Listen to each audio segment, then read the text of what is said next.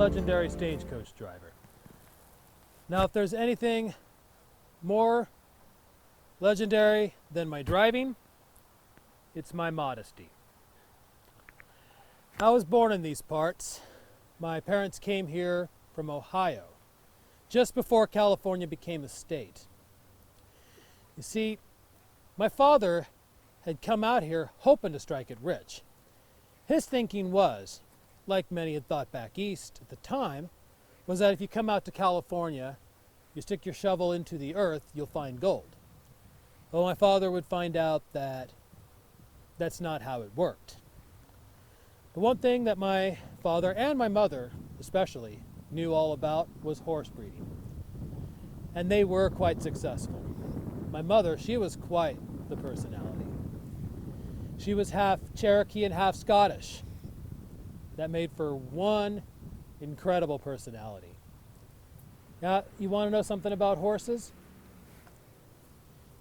Yes. You could ask her anything and she would tell you without pausing for thought. She was also called upon quite often to be a translator for the local tribes, especially the Miwoks. And we had a great relationship with the Miwoks. Every summer they would camp out on our ranch to do what they had done for generations, which was hunt and fish. And as far as we were concerned, we were just fine with that. It didn't matter what a piece of paper said. Growing up in these foothills with 5 older brothers, an older sister, a tough-as-nails mother, a well-educated father, a Miwok nation, and many horses made me a fairly rough individual. Also made me a fairly shrewd businessman. Now, I would operate 8 stage lines here in El Dorado County. My driving was reported on quite often. In fact, one newspaper saying Mr. Rupley would race his horses down the street as fast as he could and around the bell tower, leaving clouds of dirt in the summer and sheets of mud when it rained. That was me. And the only thing that matched my prowess as a stagecoach driver, it was my way with women.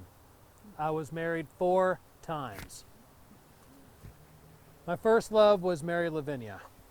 We were young when we got married. We had a big double wedding alongside a couple friends of ours up in Myers. It was so big and so grand that the local papers reported on it.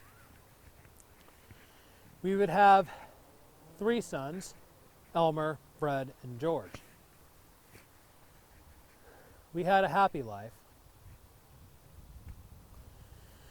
until Mary passed away after only 4 years of marriage. And I had a hard time trying to get past that, but for my son's sake I had to, and so I did. Next, I married Dora Bell. She was a good woman to me and my sons, at least I had thought. And then she ran off and got married to someone else up in Sutter Creek. Then I met another Mary. We got married fairly quickly, and we adopted little Clara, a little girl that was in need of a home. I took to her like she was my own daughter, and I loved her very much. And my sons, they loved her like she was their own little sister. And we all were a happy family again. Until Mary ran off with one of my hired hands. What was worse about that was she took Clara with them. And I wasn't going to stand for that. I found out that they had gotten married up in Eureka. And so I sent the law after her to bring her down and Clara with her so I can divorce Mary proper. But I wasn't going to let it end there. I wanted to make sure it was known to everyone what she had done, as many people. It's what she had done to me and to my sons by taking Clara away like she did. And so I took to a local paper there in Eureka, shaming her for what she had done. And she wrote back in the letters to the editor section of that paper.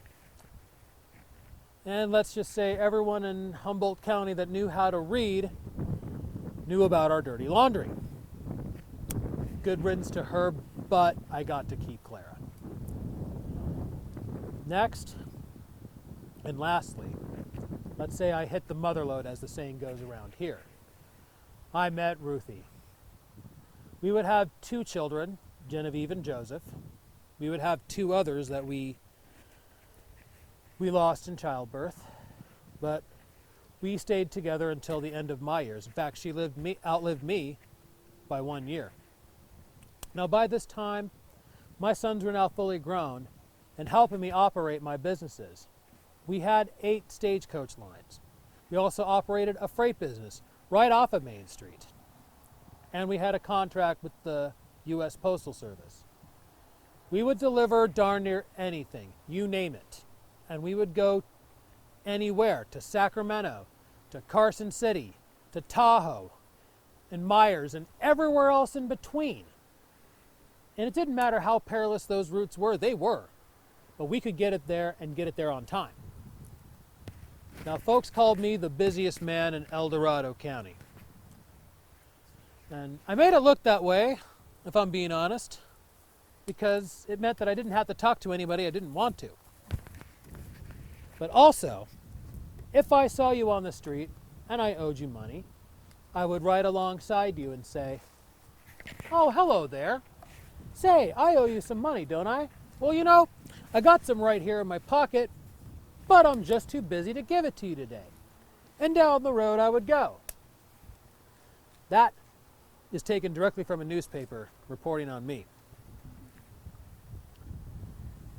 It worked every time, because at the time of my death, I owed a fair amount of people a fair amount of money.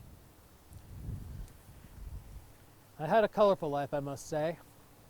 I was a successful businessman, and my prowess as a driver kept my businesses thriving. I was a good father, at least I'd like to think I was.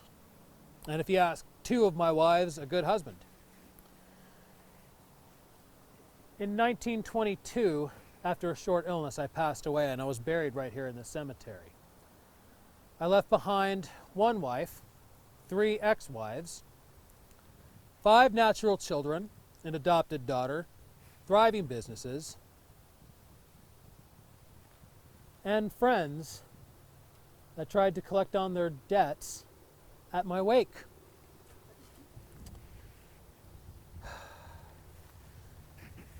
It was definitely full of adventure and color, I must say. Well, folks, thank you all for coming out today. It was wonderful to share all my memories with each and every one of you. You know, there is a story I would like to share with you, but I'm afraid I'm just too busy to share it today. So, thank you all for coming out and have a wonderful rest of your day.